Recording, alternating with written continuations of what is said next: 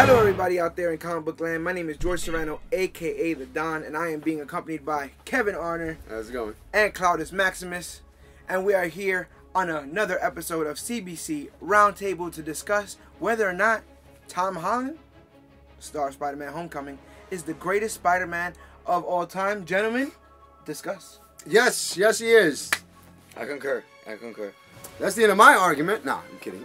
Well, that would have been a very short video, but I think that with all the things that Tom Holland is able to add to this role of Spider-Man and Peter Parker, it's important that we take a moment to acknowledge all the things that were done with Tobey Maguire Spider-Man and Andrew Garfield Spider-Man. So let's start with Tobey Maguire. You remember seeing Spider-Man in early 2000 when the film came out. You know, gangbusters. It was the beginning of what Marvel started to realize they can do with their movies, and it kind of fell by the wayside after that. But what are some of your favorite moments from the original Sam Raimi trilogy of Tobey Maguire? What moments stand out to you that are fond moments of those trilogy that kind of end up falling out? I love the fact that they actually got to the trilogy in the first initial Spider-Man movies, and the fact that they were bringing these villains on board that people really wanted to see.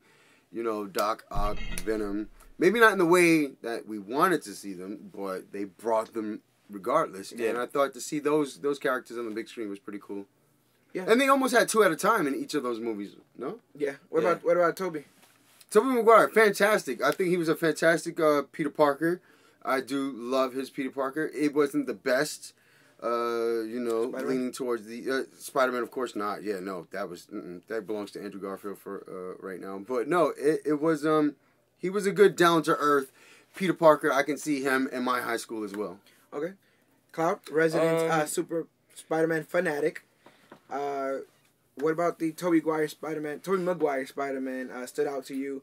As I mean, we were incredibly young. I really like Tobey's. For the simple fact was some of the times you can tell like I feel like he was aware, like he knew it was the first of its kind, so he had to try hard, so he felt the pressure was on. But I still felt like he laid the groundwork for the Spider-Man to come. And he knocked it out the park. 1 and 2 were great. 3 was not so great. Go easy on it. Go easy on it. It was still a trilogy and the only trilogy. So that's Spider-Man's ever. I mean, yeah. For now, it was able to do that. Now, I think a lot of what happens with Spider-Man 1 is a product of its time. I think that when these movies were being made in the early 2000s, they didn't have full license to go straight from the pages. I don't think that people were giving people money to go straight from the pages, right? We're not, you know, a Spider-Man movie. You can have some of this, but, you know, so you get the different Green Goblin and then the different Venom, where when the Amazing Spider-Man 2 movies come out, we're actually right in the middle. I believe either Amazing Spider-Man or Amazing Spider-Man 2 came out roughly around the time Winter Soldier comes out. So that's right there in the middle of the Marvel boom, where you have a little bit more leeway with these characters, and you can adapt more from the actual comic books. What part of Andrew Garfield's Spider-Man stands out to you in those 2 Amazing Spider-Man, regardless of whether or not you're a fan of the films? His connection with Gwen Stacy, it was phenomenal. You can tell that it was really genuine. Imitating life. They wound up actually dating after the movie's wrapped anyway, so that was pretty cool to see. I don't know if they're still together or not. That's regardless. We did discuss here on the roundtable. So just for a little bit of gossip, how do you feel about the rumors that Zendaya and Tom Holland might be a thing? They were making some incredible looking babies. That's all I have to say about that one. Yeah, that'll be awesome. But Garfield's Spider-Man? Andrew Garfield's Spider-Man was fantastic. I loved him. I love that story. I think the Amazing Spider-Man 2, which I do watch like regularly, honestly, I'm not even kidding. I love that movie. I like Jamie Foxx's Electro, even though there's some parts that was a little too damn cheesy for me. But it was a fantastic, well put together movie, and they did a hell of a good job in the beginning of that movie too, catching you up if you missed Amazing Spider-Man 1. Right. You know, so I thought that was pretty cool.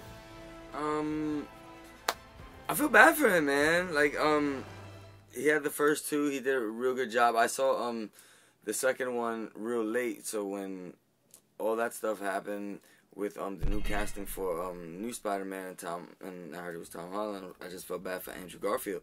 Because you heard they were going to give him Sinister Six. They were going to give him another Spider-Man movie.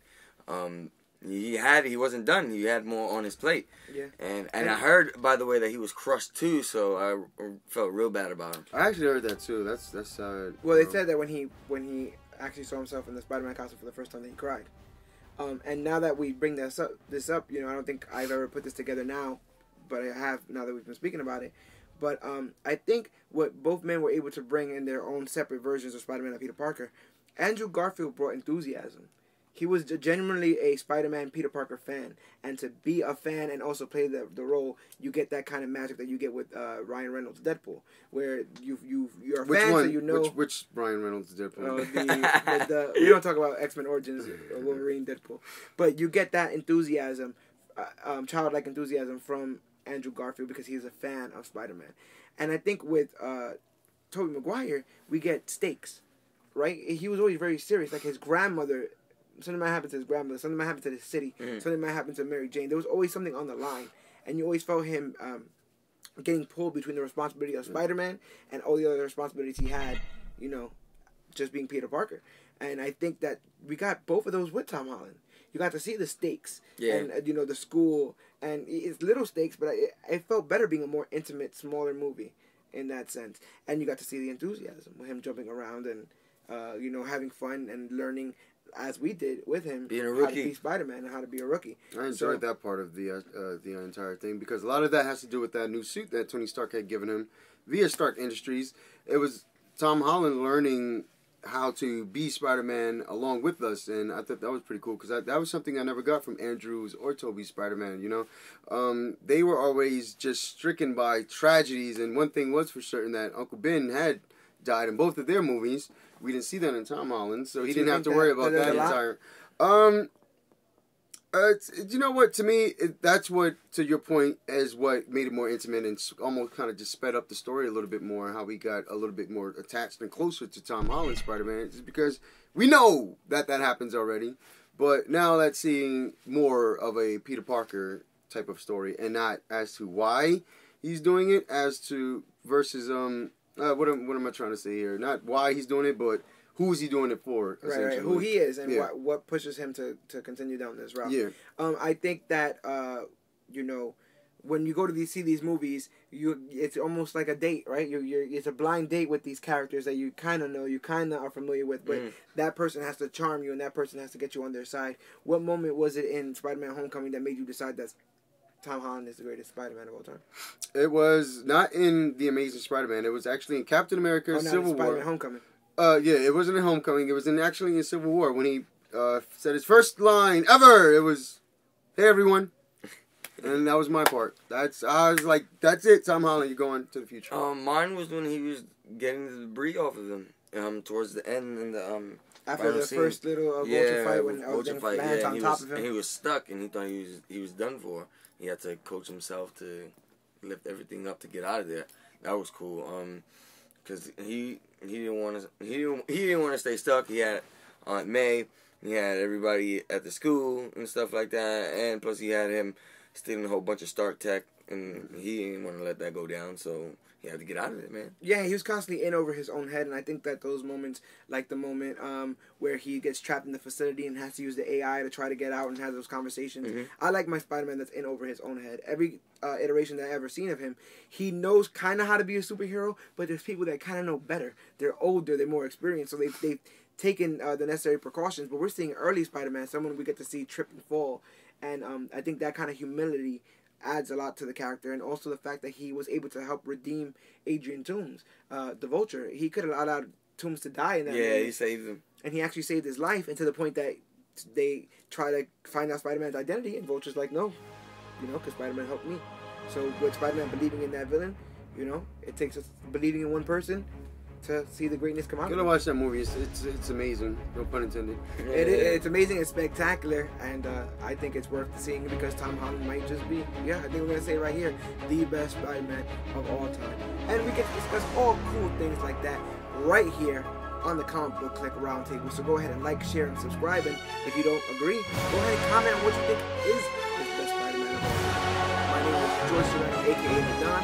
This is Kevin Arner. We got Maximus. And don't forget that you